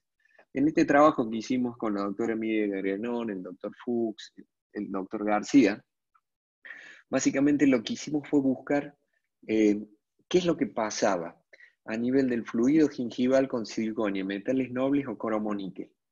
¿Qué serían tres materiales que utilizamos normalmente para restauración? Y básicamente lo que hicimos fue tomar con micropipetas, microgotas de fluido gingival en casos que estuvieran restaurados, grupo A circonia, grupo B metal noble, grupo C cromo-níquel. Llevamos los oligoelementos que están muy pequeñas dosis en el fluido gingival al Laboratorio Nacional de Luz Sincrotrón, al acelerador de partículas para medir estos oligoelementos, y ahí se puede detectar la cantidad de oligoelementos relacionados con los biomateriales que hay en el fluido gingival, en casos que tenían desde 6 meses a 10 años de colocado en la boca. Y lo que detectamos es que, dependiendo del biomaterial, había más níquel, o más titanio, o más vanadio, más cobre, cobalto o zinc. Y básicamente lo interesante es que en el grupo donde las prótesis eran de cromo-níquel, se encontró níquel, cromo, cobalto, cobre y zinc. Donde había metales nobles, es decir, aleaciones en base a oro paladio, encontramos vanadio, níquel, cobre y zinc. Y en los casos donde las prótesis eran de circonia, lo que encontramos fue prácticamente solo titanio, lo cual nos dice que este material es extremadamente más estable que este o que este. Y esto para los tejidos es terrible. Por tanto, la circonia está aquí para quedarse. Finalmente, ¿cuáles son las indicaciones, contraindicaciones y beneficios de este tipo de procedimientos inmediatos? Primero debemos puntualizar los requisitos. Se lo puede hacer cuando haya anclaje inicial adecuado, ausencia de infección aguda o extendida, o procesos infecciosos crónicos de no más de 5 milímetros de diámetro. El sustento bibliográfico de esto lo pueden leer en nuestros trabajos en ResearchGate. Hay unos trabajos muy interesantes al respecto. ¿Cuáles son las ventajas? Reduzco el número de cirugías, disminuyo el tiempo de tratamiento y tengo la posibilidad de conservar mejor el hueso alveolar y la arquitectura gingival bajo el paraguas de todo lo que hablamos. Por último, ¿cuáles son los resultados a largo plazo de estos procedimientos?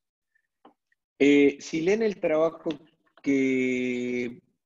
cuyo abstract está en el Clinical Oral Implant Research de octubre del 2007 y que presentamos creo que en Varsovia, en el IAO de Varsovia, en Polonia, presentamos un trabajo donde hicimos 77 implantes a los cuales le hicimos un protocolo fotográfico para medir cómo se comportaba el marginal ridge, es decir, el borde, el nivel gingival, el ridge width, es decir, el espesor de los tejidos, y el papilla level, es decir, la posición de la papila cuando colocamos una restauración sobre un implante inmediato.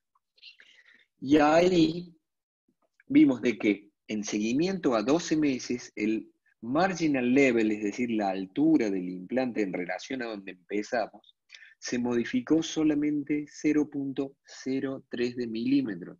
El ridge width, es decir, el ancho del reborde, se modificó solamente 0,12 de milímetro. Y el papilla level se modificó solamente 0,13 de milímetros, sin diferencias estadísticamente significativas en relación al gap.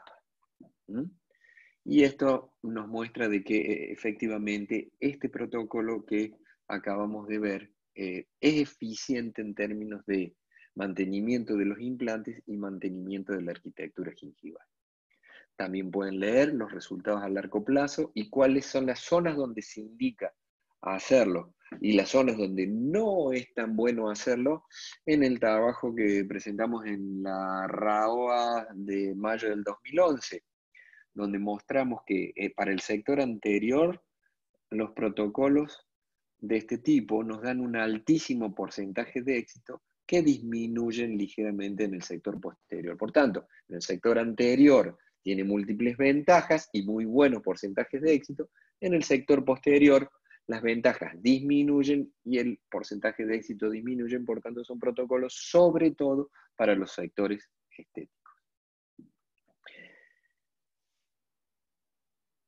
En resumen, desde nuestro punto de vista, estoy terminando justo, desde nuestro punto de vista, el ABC de los implantes inmediatos está basado en hacer una exodoncia traumática, lograr una posición 3D correcta, rellenar el gap con hueso autólogo y o hidroxiapatita natural macroporosa o biomateriales que ayuden a mantener el margen, de ser posible flapless, manejando adecuadamente los tejidos blandos, sobre todo en los fenotipos intermedios o delgados, haciendo una provisionalización adecuada para modelar los tejidos, utilizando conexión interna que reduzca los micromovimientos de la interfase para mejorar el comportamiento del bone level, usando platform switching para tener mejor espesor de tejidos blandos alrededor del cuello de los implantes, y utilizando siempre un material y diseño protético tejido integrable, donde tanto el material como la forma del transmucoso nos ayude a la transición desde el contorno subcrítico al contorno crítico de una manera propia.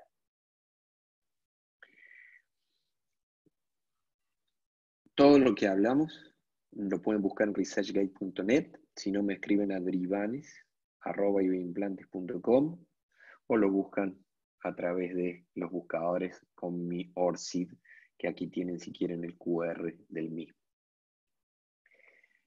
Por supuesto que ahora vamos a responder preguntas. Sé que he dejado varias preguntas ahí sin contestar, están todas anotadas, de manera que Manuel seguro me las va a ir pasando, pero de nuevo les quiero agradecer la presencia y también le quiero agradecer a nuestro grupo de trabajo, que no es una persona, sino una multitud, y que cada vez es más grande porque es muy estimulante hacer progresar a todas las nuevas generaciones siguiendo líneas de trabajo basadas en la evidencia. Cualquier cosa me contactan este mail, este Instagram, o ahí tienen el QR del mail si lo quieren capturar con una foto. Manuel, todo tuyo y todos los que están participando. Perfecto. Lo que necesiten. Muy bien. Bueno, vamos a ir recolectando algunas preguntas que quedaron en el camino. Ok. Te preguntaban por ahí el nombre del instrumento que usás para exodoncias traumáticas. Entiendo que hablan del Venex. Sí, pero es no sé un Venex. Bien, Sí, perfecto. vienen varias marcas. El original, el extractor vertical a traumático original es Venex. Perfecto. Muy bien. Después, a ver en dónde dejaste, porque había algunas que sí contestaste. Ajá. ¿La estás viendo en el chat, Manuel? No, primero Sí. estoy viendo las preguntas y respuestas. Ajá. Y después vamos sobre las del chat también, que ahí veo que están haciendo algunas. Ok. ¿Qué opinión tiene del socket chill? Me dice otra. Sí, ¿Estoy bien con ese orden? sí, perfecto. Bueno, no me parece una técnica buena. Mi única consideración sobre Socket Shield y la razón por la cual no la uso es porque todavía no tiene suficientes controles a largo plazo. Le tengo un poquito de miedo a largo plazo. Le tengo un poquito de miedo a largo plazo. No digo que no sirva, pero sí le tengo un poco de miedo a largo plazo. Es más, mismo Hurtzeler está teniendo ciertas consideraciones sobre socket seal. Pero, obviamente, en el corto y mediano plazo, que es lo que hay hasta ahora en biotipos periodontales finos, ayuda muchísimo. Clarísimo, sí, sí. Sí.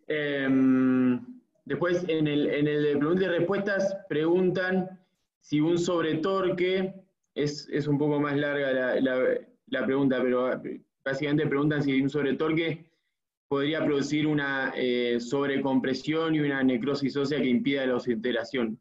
Y en base a eso, ¿cuál sería el torque máximo adecuado para un implante inmediato? Perfecto, buenísima la pregunta, la leí antes, pero no era momento para contestarla.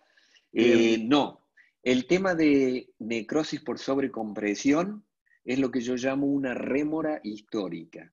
Un día alguien, alguna vez, dijo, estos implantes se están perdiendo porque le estamos metiendo mucho torque, no hay que meter tanto torque. Y ahí quedó. Cuando se comenzó a hacer trabajos de investigación al respecto, se vio de que la necrosis por sobrecompresión no existe. Si leen los trabajos de De Bernardi y Trisi, ellos trabajaron en mandíbulas de ovejas con sobrecompresión de 150 newton, es decir, con torques de inserción de 150 newton, comparando torque de inserción de implantes colocados con 10 newton contra implantes colocados con 150 newton, y vieron de que durante el procedimiento de colocación de implantes a 150 newton de torque de inserción, se producía microfracturas del esmalte, del hueso, fractura de las trabéculas óseas, pero todo esto después se recuperaba y no había ninguna diferencia en el resultado final cuando se colocó a 10 newton que cuando se colocó a 150. Solo que con 10 newton el control de los micromovimientos es imposible y con 150 el control de los micromovimientos es mucho más adecuado, no hay ningún problema. De hecho, estamos trabajando con torques de inserción de hasta 90 newton. Esto no se puede hacer con implantes de Straumann, trabajar a 90 newton, porque sencillamente se va a romper el borde implante antes de llegar a los 90 newton y está preparado para que así sea. Y esto no es malo porque nos protege el implante, pero con llegar a 60 newton de torque inserción, sobra. Tal cual.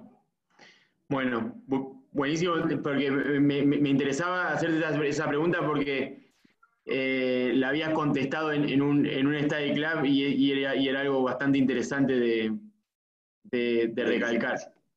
Exacto.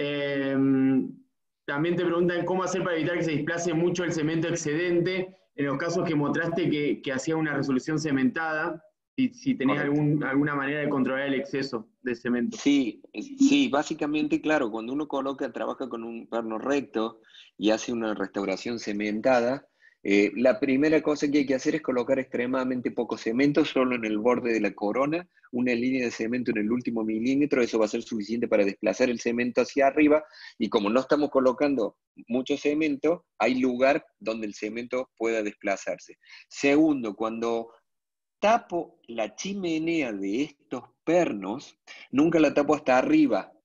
Y entonces dejo un espacio donde el cemento se desplace y entre en la chimenea. Y tercero, si todavía quisiera mayor control y evitar totalmente desplazamiento, podría hacer un micro orificio cerca del cingulum en la parte palatina que después se tapa con cemento, con resina después de la cementación. La combinación de estas tres cosas casi que te asegura que no vas a tener cemento por debajo de la encía en restauraciones cementadas. Igualmente, desde el punto de vista de la posibilidad de problemas por el cemento, las restauraciones atornilladas son hiper beneficios. Sí, totalmente. Bueno, clarísimo. También otra pregunta sobre el Venex, te preguntan si no hace falta hacer sindesmotomía o incisión crestal. Eso me parece bastante interesante también para aclarar. Buenísimo. La técnica original de Venex es haciendo una microsindesmotomía, pero la verdad es que en nuestra experiencia no es para nada necesario. El tema del Venex es que la rotura de las fibras se van produciendo si le damos tiempo. Lo esencial cuando se hacen este tipo de extracciones atraumáticas, igual que en todas las extracciones en realidad, es darle tiempo. Y hablando con Don Benex, con Mr. Benex, digamos, ese es el eje de la cuestión. Luego, Bien. si vamos a hacer un injerto, ya de antemano sabemos que vamos a hacer un injerto, podemos perfectamente hacer una especie de microsinesmotomía con bisturí, porque en realidad lo que necesitamos es sacar el epitelio del interior de la hendidura gingival para nuestro injerto. Pero no por la técnica en sí, no trae problema hacer o no una sinesmotomía. Muy No, bien. no es un problema. Sí. Preguntan por qué no usa guía para llevar el implante. Esto creo que lo estamos hablando en privado antes del webinar, pero no sé si tiene que ver con eso.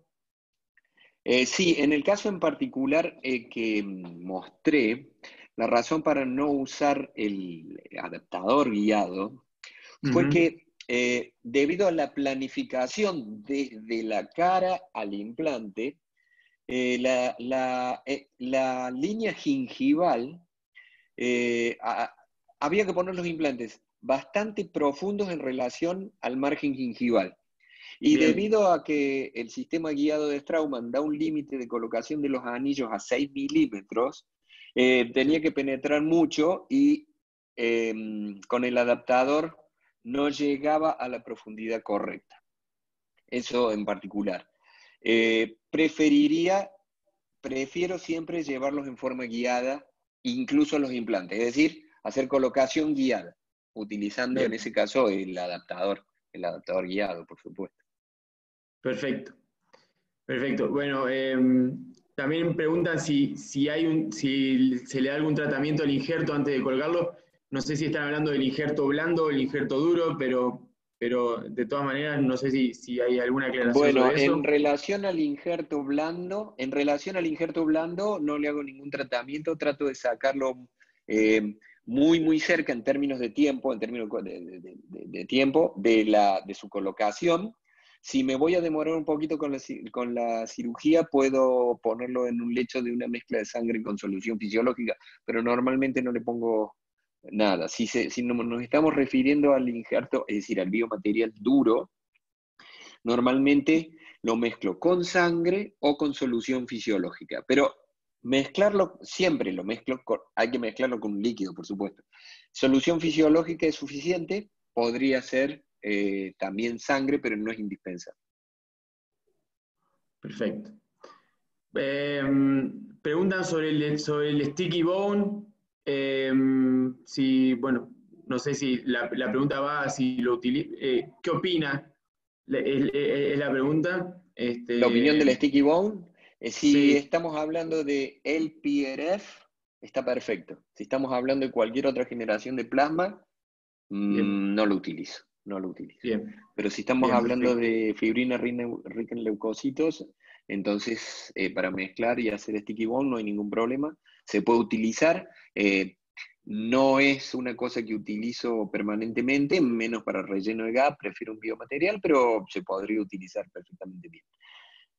Me parece bárbaro trabajar con sticky bone. Siempre y Buenísimo. cuando, digo, Sí, sea el PRF. Sigamos. perfecto, perfecto. Digamos, que la matriz sea el PDF. Bien. Exactamente.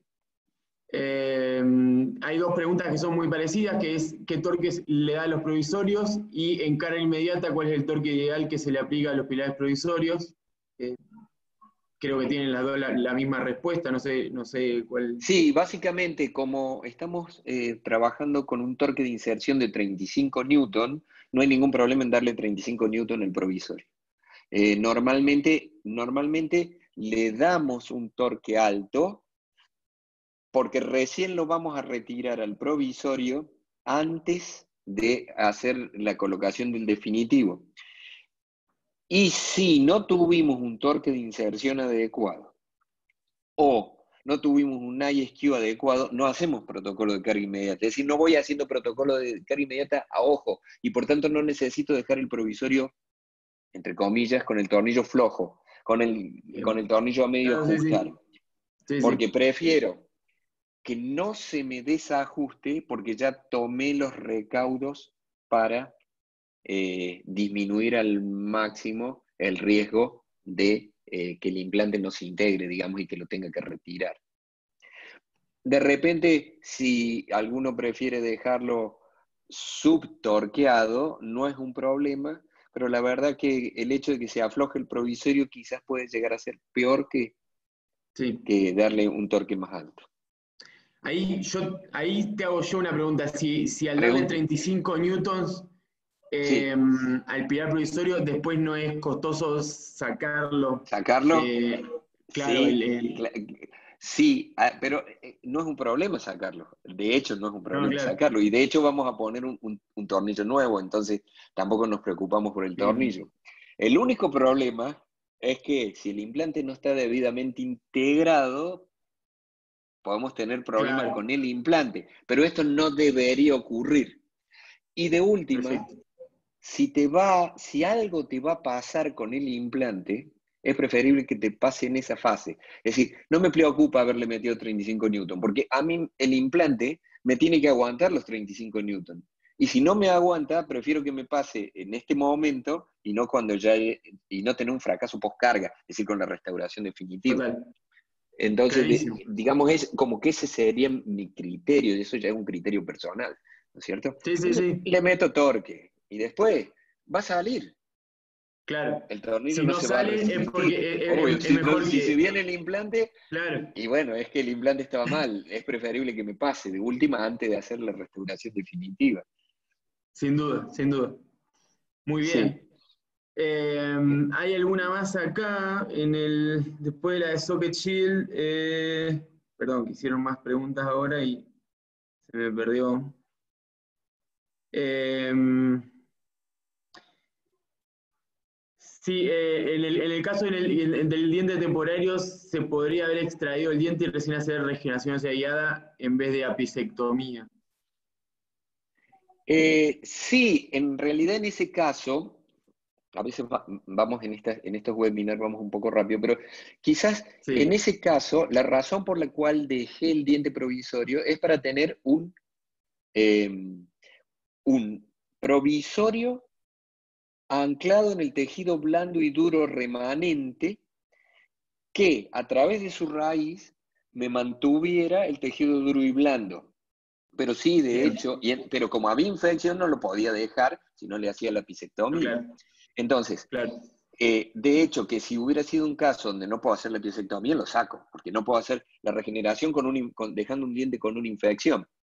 Pero en este caso, me aproveché del temporario para que me mantuviera el hueso y el tejido blando, con perfecto. algo integrado. Perfecto. Y una vez aséptico, ahí después ir al. Exactamente, exactamente, Bien, exactamente. perfecto. Por último, hay una pregunta que dice si alguna vez tuvo alguna expulsión de los injertos que colocan en el GAP como una especie de secuestro óseo o infección o algo similar. Eh, mm, mm, alguna vez, en un bajo porcentaje de casos, me ha ocurrido que algunos gránulos se expulsen. Sí, Eh, eso suele ocurrir con la hidroxiapatita, ¿no? claro, exactamente. Algunos gránulos se expulsen, sobre todo cuando tenés pérdida de tabla y no estás colocando una membrana. Esto puede ocurrir en una Bien, situación en particular, que es cuando te están faltando 2, 3, 4 milímetros de tabla, el resto de la tabla está, rellenas todo, pones un injerto conectivo y no pones una membrana porque es muy poquito la tabla que te falta y sabes que vas a compensar con el conectivo. sí, Si te faltara más de esa cantidad de tabla, deberías hacer una regeneración ósea, es decir, poner el biomaterial y una membrana. Cuando no pones una membrana, hay gránulos que a veces se expulsan y algunos que pueden quedar metidos en el tejido blando y a veces expulsarse. Cuando trabajas con hidroxiapatitas naturales macroporosas de origen bovino muy lentamente reabsorbible, como por ejemplo eh, Entonces, a ver, perdón, seguimos con audio ahí, porque se me ahí sí, ¿volvió el audio? se había Ahí perdido. está. No, no va a ser tan bueno, pero se me acabaron los iPods y entonces pasé a Ah, computadora. no, pero Entonces, por eso ese se delay. escucha bien. Entonces,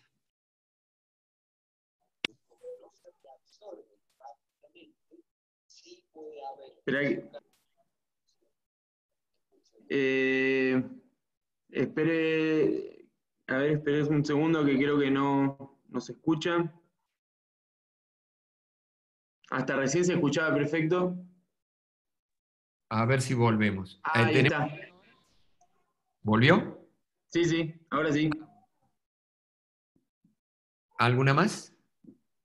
Eh, no, sería eso, porque todas las demás creo que las fuimos contestando digamos, a medida que íbamos Sí, durante. contestando el resto. Así Exacto. que, Hay una última acá, si me permitís, Manuel, de sí, sí. Karina, Ah, ahí lo que estoy viendo, bueno, sí, sí. ya que estamos justo, recién le escribe, Sí, donde sí. dice si puedo repetir la forma anatómica de los provisorios. Sí, la transición, lo que importa de los provisorios, es decir, por fuera de la encía, la porción visible de nuestra corona va a tener una forma convencional. Normalmente, en la porción supragingival, lo que hago es dejar el cenit del diente 1 milímetro corto y el diente hacerlo a penitas más triangular para dejar lugar para que las papilas tiendan a expresarse durante la fase temporaria, por supuesto. Después eso va a cambiar en lo definitivo. Pero en la transición, la forma debería ser lo más delgada posible, ligeramente cóncava en proximal, si se puede, ligeramente cóncava en proximal, y cóncavo convexa en vestibular, dejando Bien. la parte más cercana al implante cóncava y la parte donde quiero que se me asiente el tejido gingival con una convexidad. Eso es, en resumen, lo que estábamos haciendo. Muy bien, perfecto.